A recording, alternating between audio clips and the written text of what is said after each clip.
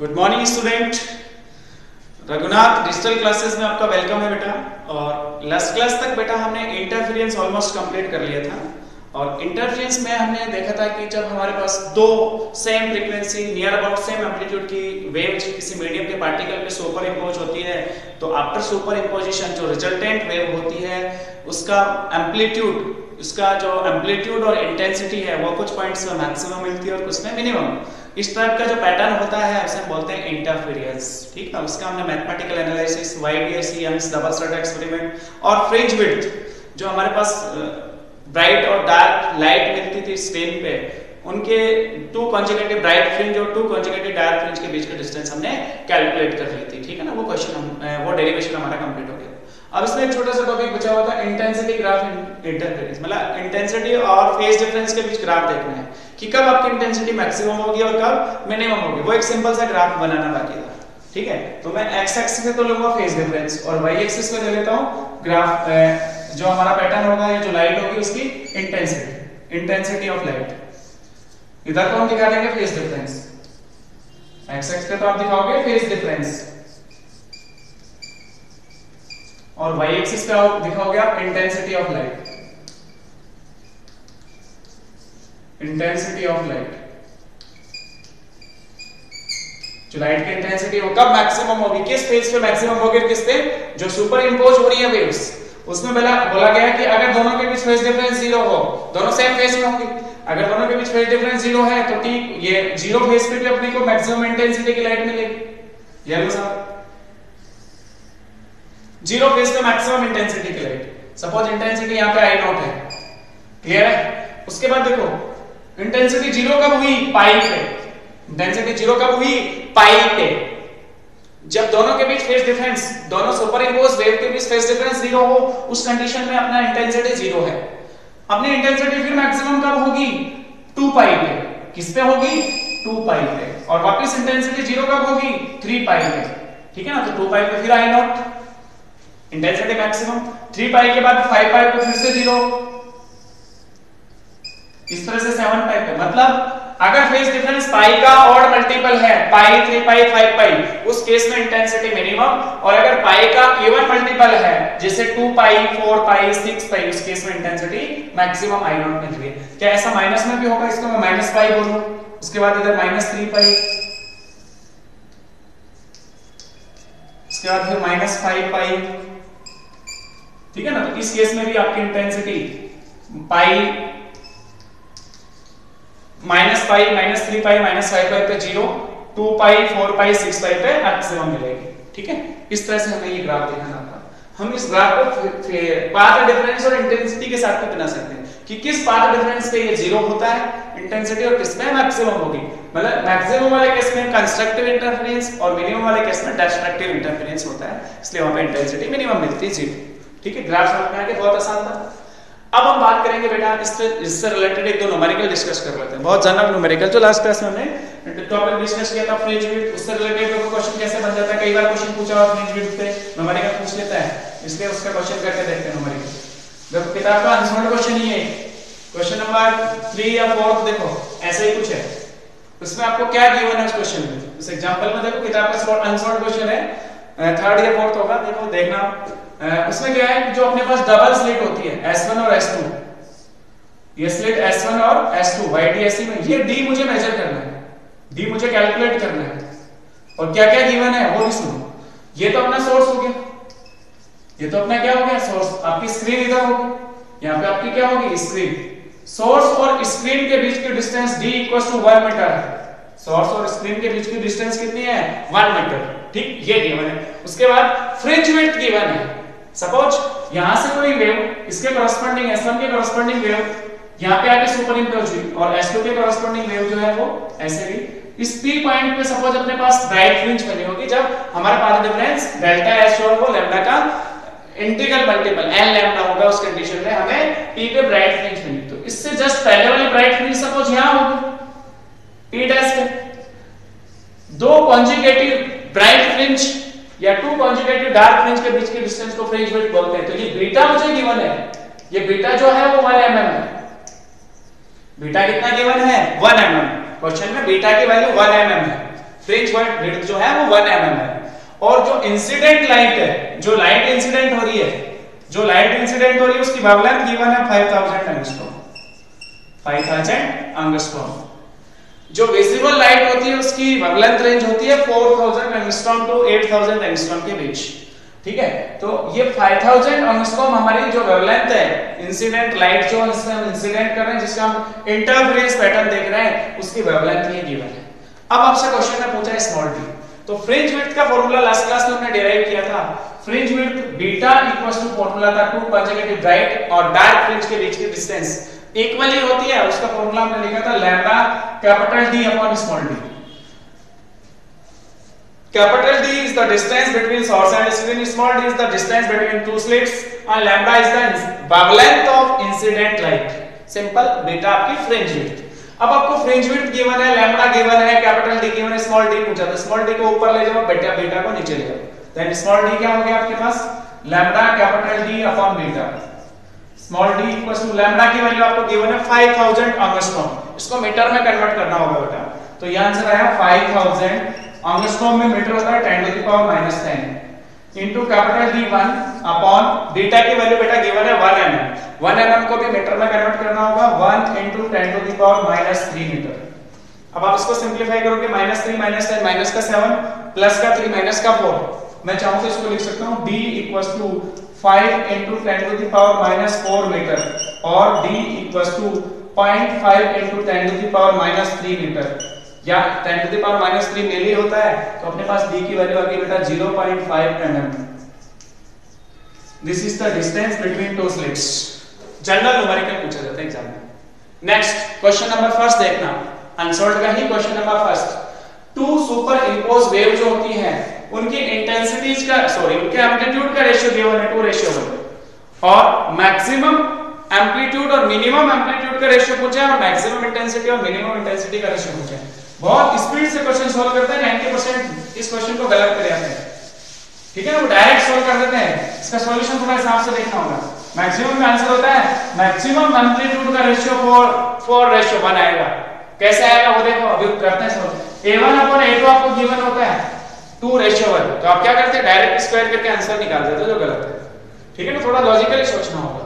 आपका जो question number first है अनसॉल्व्ड का, वो देखो ध्यान से, वैसे बहुत आसान क्वेश्चन है। उसमें क्या गिवन है कि दो सुपर इंपोज वेव जो होती है जब किसी मीडियम के पार्टिकल पे सुपर इंपोज हो रही है, ठीक है ना, इंसिडेंट हो रही थी मीडियम में, तो उनके एम्पलीट्यूड का रेशियो A1:A2 गिवन है 2:1।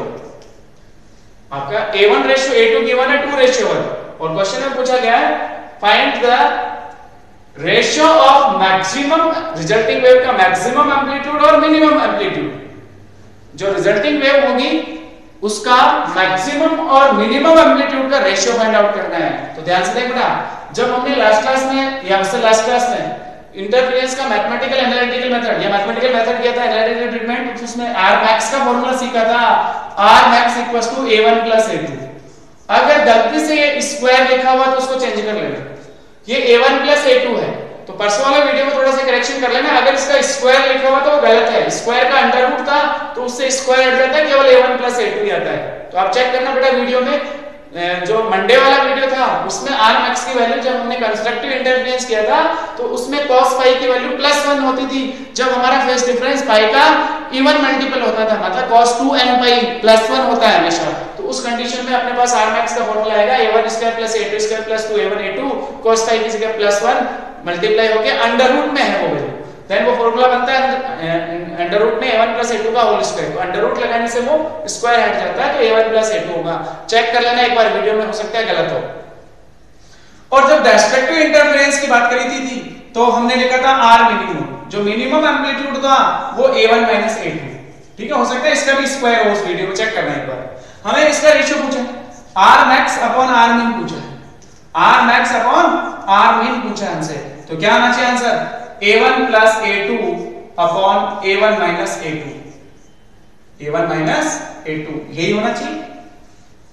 अब क्या करें, अपने पास तो A1:A2 गिवन है, तो दो तरीके से सोल्व कर सकते हैं। यहां से A1 की वैल्यू 2 A2 इसमें पुट कर लो, आंसर आ जाएगा, या ऊपर नीचे कॉमन ले लो A2, दोनों से A2 कॉमन ले लिया, यहां से A2 कॉमन ले लिया, क्या बचा A1/A2 + 1 और अपॉन में इसमें भी a2 कॉमन ले लिया, नीचे क्या बचा a1 upon a2 minus 1, a2 से a2 कैंसिल हो गया, a1 upon a2 2:1 2, 2 plus 1 upon 2 minus 1 3:1 answer.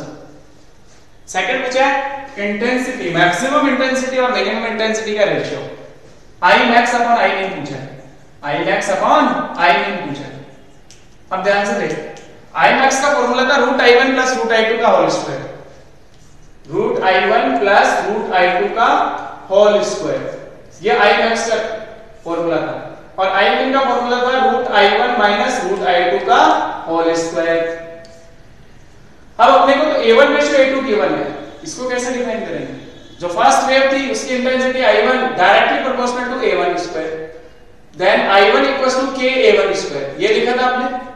Second I2 जो थी directly proportional to A2 square, then I2 क्या लिखोगे आप K A2 स्क्वायर। क्या मैं I1 रेशियो I2 सॉल्व करूं यहां से, I1 रेशियो I2 कितना आएगा K A1 square upon K A2 square, कैसे K cancel, A1 upon A2 का होल स्क्वायर, और A1 A2 आपको गिवन है, A1 रेशियो A2 आपको गिवन है 2:1, 2:1 का होल स्क्वायर 4:1। अब आपका क्वेश्चन सॉल्व करें, आपको I1 रेशियो I2 पता चल गया 4:1 है, तो अब आपको क्या करना होगा, इस क्वेश्चन में कुछ कॉमन लेना होगा। जैसे मैं यहां से I2 कॉमन लूं, रूट से I2 कॉमन लूंगा, रूट I2 कॉमन ले लेता हूं पूरा, तो स्क्वायर से बाहर कॉमन लूंगा तो I2 बन के बाहर आएगा, ब्रैकेट में क्या बचेगा root I1 upon root I2 plus 1 का होल स्क्वायर अपॉन, इसमें से भी रूट I2 स्क्वायर से बाहर कॉमन लेंगे तो I2 बन के बाहर आएगा, अपॉन में बचेगा root I1 upon root I2 minus 1 का होल स्क्वायर, I2 से I2 कैंसिल हो गया, I1 अपॉन I2 का रूट 2:1 ही होगा, मतलब 2 प्लस 1 का होल स्क्वायर, 2 प्लस 1 का होल स्क्वायर अपॉन 2 माइनस 1 का होल स्क्वायर, आंसर आया 9:1, यही है। ठीक है ना, और क्वेश्चंस भी आप लोग ट्राई करना, इंटरफेरेंस से रिलेटेड न्यूमेरिकल एग्जाम में पूछे जाते हैं। अब हम बात करते हैं बेटा डिफ्रैक्शन की, अब हम किसकी बात करेंगे, सेकंड इंसिडेंट ऑफ लाइट, और वो आपका लास्ट टॉपिक होगा इस चैप्टर का। इसमें पोलराइजेशन जो है वो तो हटा दिया गया है नए सिलेबस के हिसाब से, तो अब आपको डिफ्रैक्शन लास्ट टॉपिक पढ़ना है, ठीक है ना। डिफ्रैक्शन जो है वो आपका लास्ट टॉपिक होगा जिसको हमें डिस्कस करना है। देखो डिफ्रैक्शन एक फिनोमेना ही है लाइट का, जो जैसे हमने इंटरफेरेंस देखा वैसे हम डिफ्रैक्शन की बात करेंगे। Diffraction is the phenomena of light, it is the phenomena of light. और इसमें क्या होगा, जब हम किसी लाइट रे को या लाइट वेव को किसी अपर्चर और ऑब्स्टेकल से पास करते हैं तो लाइट के बेंड होने को हम बोलते हैं डिफ्रैक्शन ऑफ लाइट। अपना सेकंड इंसिडेंट है diffraction of light, diffraction of light. देखो पूरा एक्सप्लेन करो, diffraction of light general definition लिख लो, to bending the light, to bending the light wave, to bending the light wave by an obstacle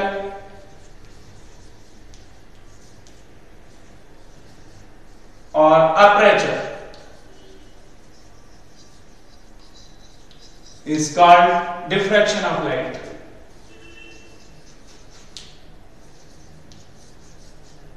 Is called diffraction of light.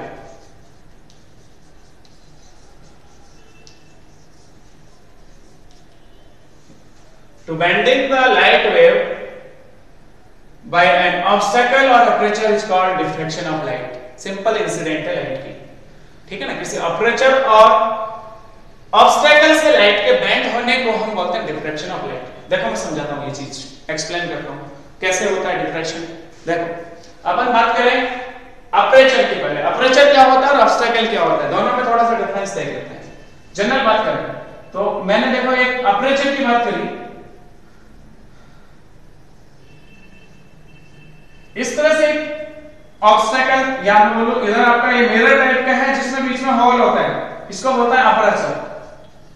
इसको क्या बोलते हैं, aperture. एक पार्ट में पॉलिश है और बीच में होल है, ठीक है, इसको हम बोलेंगे अपर्चर। आपका सपोज एक लाइट सोर्स यहां पे है, ये क्या है आपका लाइट सोर्स,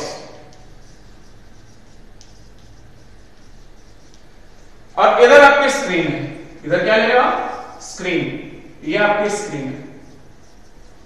ध्यान से देखो बेटा, अगर इस लाइट सोर्स से कोई लाइट या वेवफ्रंट हम इस अपर्चर पर इंसिडेंट करते हैं तो कुछ लाइट वेव्स ऐसे सीधी पास हो जाएंगी, क्योंकि इसमें बीच में कोई ऑब्स्टेकल नहीं है, डायरेक्ट पास हो गई।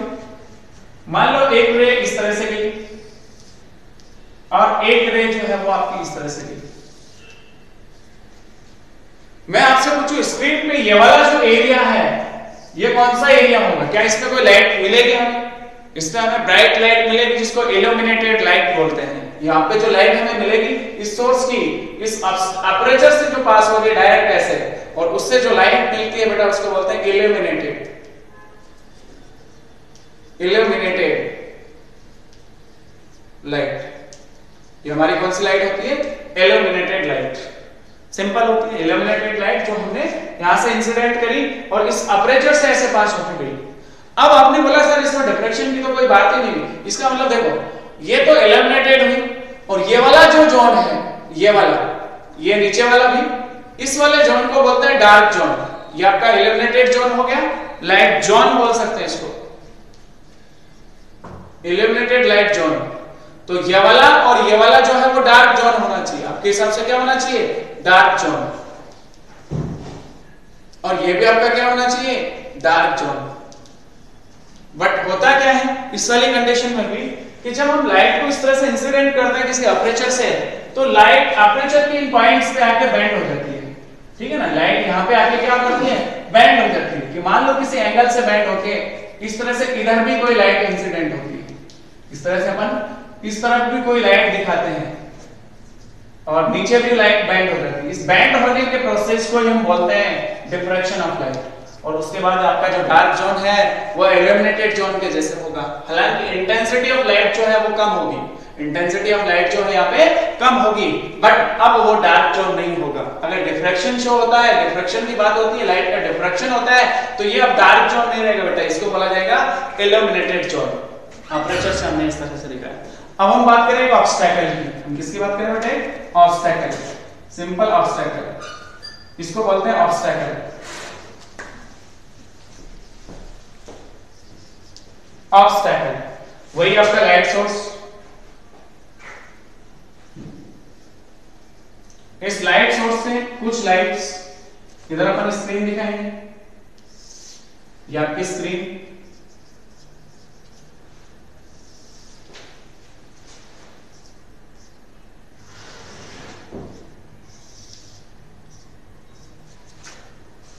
स्क्रीन का ये वाला जोन जो है वो कैसा होना चाहिए? इल्यूमिनेटेड या डार्क जोन? ये वाला डार्क होना चाहिए।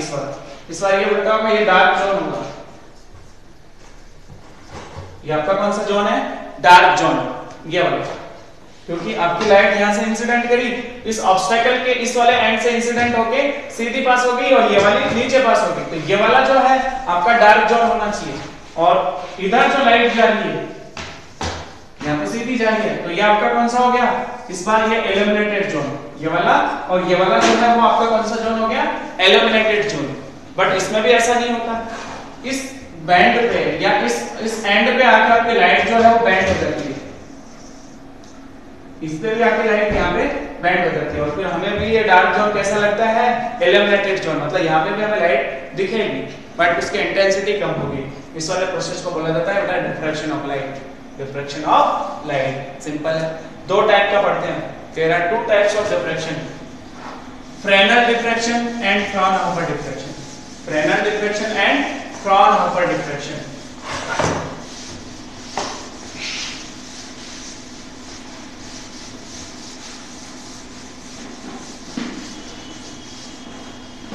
फर्स्ट टाइप्स ऑफ डिफ्रैक्शन में फर्स्ट आपका है फ्रेनेल डिफ्रैक्शन। फर्स्ट कौन सा है? Fresnel, Fresnel diffraction. फ्रेनेल एक साइंटिस्ट का नाम था, उसने बताया था ये प्रोसेस, इसलिए उसको बोला गया फ्रेनेल डिफ्रैक्शन। इस वाले में क्या होता है कि जो हमारा अपर्चर और ऑब्स्टेकल होता है उसकी लाइट सोर्स और स्क्रीन से जो डिस्टेंस होती है वो लिमिटेड होती है, वो आपकी कांस्टेंट होती है, ज्यादा डिस्टेंस नहीं होती है। तो हम ऐसा लिख सकते हैं द डिस्टेंस बिटवीन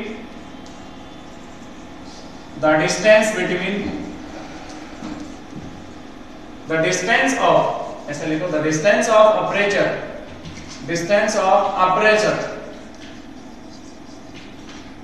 और obstacle is limited from a light source and screen। अगर आपकी अपर्चर और ऑब्स्टैकल की लाइट सोर्स और स्क्रीन से डिस्टेंस लिमिटेड है, ठीक है ना, कम है, तो इस टाइप का जो डिफ्रैक्शन होता है उसे हम बोलते हैं Fresnel diffraction. Then this type of diffraction is called Fresnel diffraction। देखो अपन करके देखते हैं। सपोज अपने पास एक अपर्चर यहां ले लिया हमने, यहां हमने एक अपर्चर दिखाया और इस तरह से अपना जो लाइट सोर्स था, पॉइंट सोर्स, वो हमने यहां ले लिया, पॉइंट सोर्स, इसको बोलेंगे point light source, point light source. इससे जो वेवफ्रंट इंसिडेंट होंगे या जो वेवफ्रंट एमिट होंगे बाहर, वो कैसे होंगे? स्फेरिकल होंगे। वेवफ्रंट कैसे होंगे? स्फेरिकल वेवफ्रंट होंगे, क्योंकि आपका सोर्स कैसा है? पॉइंट सोर्स, ठीक है ना। इससे जो लाइट, जिस तरह से आप दिखाओगे, इससे जो लाइट इंसिडेंट हुई इस तरह से जाएगी स्क्रीन के ऊपर, या आपकी स्क्रीन होगी यहाँ पे, ठीक है ना। एक लाइट रेज ऐसे दिखाई आपने, एक लाइट रे आपने ऐसे दिखाई, ध्यान से देखो, इसमें आपका ने कोई ऑब्स्टेकल नहीं था, डायरेक्ट पास होगी illuminated area, intensity of light maximum होगी, इस केस में इंटेंसिटी ऑफ लाइट क्या होगी? मैक्सिमम होगी, ठीक है। और अब ये जो आपकी अपर्चर है, ठीक है ना, इस अपर्चर के जो पार्टिकल्स होंगे यहां वाले, वो क्या करेंगे? प्राइमरी जो वेवफ्रंट था अपना स्फेरिकल वेवफ्रंट, इससे लाइट को ये पहले एमिट एब्जॉर्ब करेंगे और उसके बाद एमिट करेंगे। तो इससे जो वेवफ्रंट निकलेंगे वो भी कैसे होंगे? Spherical wavefront. वो भी कैसे होंगे? स्फेरिकल वेवफ्रंट, इस तरह से, ठीक है। ये हमारा होगा incident spherical wavefront, incident spherical wavefront.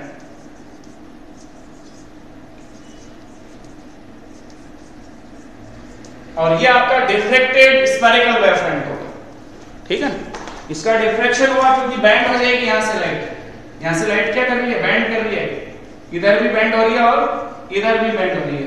इसका मतलब इसके पास ये मैक्सिमम सेंट्रल मैक्सिमम है, उसके बाहर की तरफ जाएगी तो इंटेंसिटी आपकी डिक्रीज करती जाएगी ऐसे, और ऐसे नीचे भी डिक्रीज करेगी। इस तरह से आपको पैटर्न मिलेगा। ये आपका इंटेंसिटी पैटर्न है, लाइट की इंटेंसिटी पैटर्न आपको ये मिलेगी, इंटेंसिटी पैटर्न। इसमें सेंटर वाली जो लाइन है, सेंट्रल जो लाइट सोर्स की सीध में है सीधी, उसमें मैक्सिमम इंटेंसिटी की लाइट होगी, ऊपर की तरफ और नीचे की तरफ इंटेंसिटी डिक्रीज होगी। तो पैटर्न जो होगा डिफ्रैक्शन पैटर्न वो ऐसा मिलेगा। और ये जो हमारा वेवफ्रंट है इसको बोलते हैं डिफ्रैक्टेड वेवफ्रंट। ये हमारा कौन सा होगा? डिफ्रैक्टेड, क्योंकि इसका डिफ्रैक्शन हो गया, तो diffracted wavefront, spherical wavefront, diffracted spherical wavefront, diffracted spherical wavefront, ये मिला, ठीक है। ये इंसिडेंट स्फेरिकल वेवफ्रंट, ये डिफ्रैक्टेड वेवफ्रंट, और आपका स्क्रीन पे इंटेंसिटी पैटर्न। सोर्स क्या था? Point light source. इस वाले केस में फ्रेनेल डिफ्रैक्शन में जो हमारा वेवफ्रंट होता है या तो स्फेरिकल होगा या सिलेंड्रिकल होगा, क्योंकि आपका जो अपर्चर है वो सोर्स और स्क्रीन से लिमिटेड डिस्टेंस पे होता है, ठीक है ना। तो इस टाइप के डिफ्रैक्शन पैटर्न को, इस टाइप के डिफ्रैक्शन को बोला जाता है फ्रेनेल डिफ्रैक्शन। साइंटिस्ट फ्रेनेल ने इसको डिराइव किया होगा, एक्सप्लेन किया होगा, इसलिए उसके नाम से फ्रेनेल डिफ्रैक्शन दे दिया, ठीक है, सिंपल है। सेकंड जो है फ्रॉनहोफर डिफ्रैक्शन, वो भी ऐसा ही है, बट उसमें ये जो डिस्टेंस है अपर्चर की स्क्रीन और सोर्स से जो डिस्टेंस है वो लिमिटेड नहीं है, वो डिस्टेंस जो है वो मैक्सिमम इनफाइनाइट डिस्टेंस होती है। अगर वो इनफाइनाइट डिस्टेंस पे होते हैं तो उस कंडीशन में जो है हमारा इंटेंसिटी पैटर्न तो कुछ ऐसा ही आएगा, डिफ्रैक्शन पैटर्न तो यही होगा, बट उसमें जो वेवफ्रंट है वो चेंज हो जाएगा, वो हमारा होगा प्लेन वेवफ्रंट। वो कौन सा होगा? Plane wavefront. तो सेकंड हमारा जो है फ्रॉनहोफर डिफ्रैक्शन हम डिस्कस करने वाले हैं, उसमें भी आपको ऐसे ही सोचना है, ठीक है ना। लाइट के बैंड होने वाली प्रोसेस को हम डिफ्रैक्शन बोलते हैं, वही हमें सीखना है, सिंपल।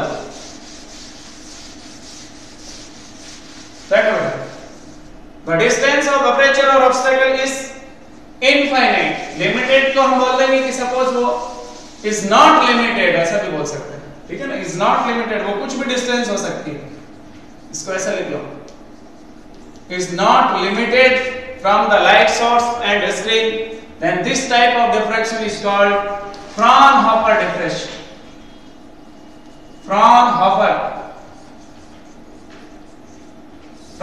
साइंटिस्ट का नाम था, तो उसने ये जो पैटर्न बताया, उसने ये बोला कि जो भाई अपर्चर और ऑब्स्टेकल है उसके स्क्रीन और लाइट सोर्स से डिस्टेंस लिमिटेड नहीं है, वो इनफाइनाइट डिस्टेंस हो सकती है। तो उसका पैटर्न भी देखो, सबसे पहले हम अपर्चर ड्रॉ करते हैं, सबसे पहले हम क्या ड्रॉ करते हैं बेटा, अपर्चर ड्रॉ करते हैं। देखो ये आपका अपर्चर हुआ, अपर्चर और ऑब्स्टेकल दोनों में डिफरेंस पता चल गया। इसमें एक होल होगा, इस तरह से आप होल दिखाओगे, आपका अपर्चर क्या है बेटा, अपर्चर, और आपका जो सोर्स है लाइट सोर्स वो ज्यादा डिस्टेंस, मैक्सिमम डिस्टेंस पे इधर दिखाएंगे। आपका लाइट सोर्स कुछ भी हो सकता है, पॉइंट सोर्स भी हो सकता है, लीनियर सोर्स भी हो सकता है। ये आपका पॉइंट लाइट सोर्स यहां पे, पॉइंट लाइट सोर्स,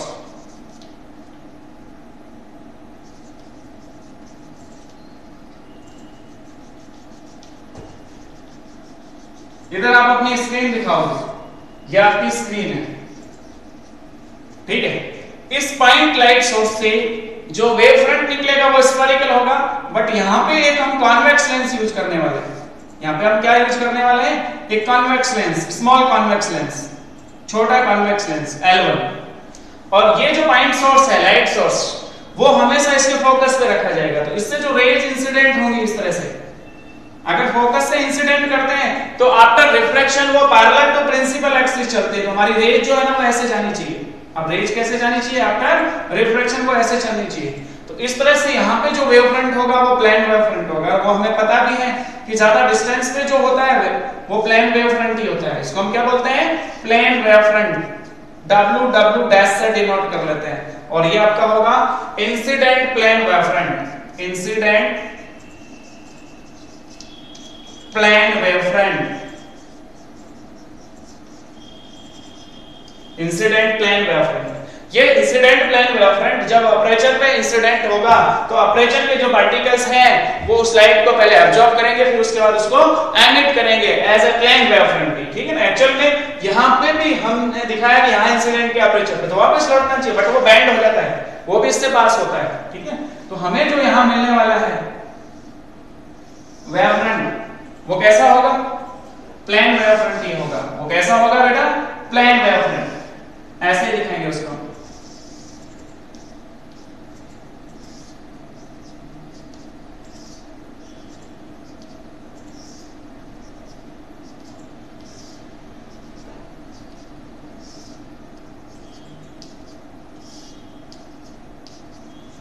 ये जो है आपका कौन सा होगा, डिफ्रैक्टेड प्लेन वेव फ्रंट। यहां पे हमें क्या मिलेगा, डिफ्रैक्टेड प्लेन वेव फ्रंट। और जो मैक्सिमम सेंट्रल से जो लाइन आ रही है जिसमें पाथ डिफरेंस 0 होगा, फेज डिफरेंस 0 होगा, वहां मिनिमम मैक्सिमम इंटेंसिटी की लाइट मिलेगी, उसके ऊपर इंटेंसिटी डिक्रीज होती जाएगी, क्योंकि फिर पाथ डिफरेंस की बात होगी। तो नीचे और ऊपर इंटेंसिटी आपकी जो है वो डिक्रीज होती जाती है, इसको इंटेंसिटी पैटर्न बोलते हैं।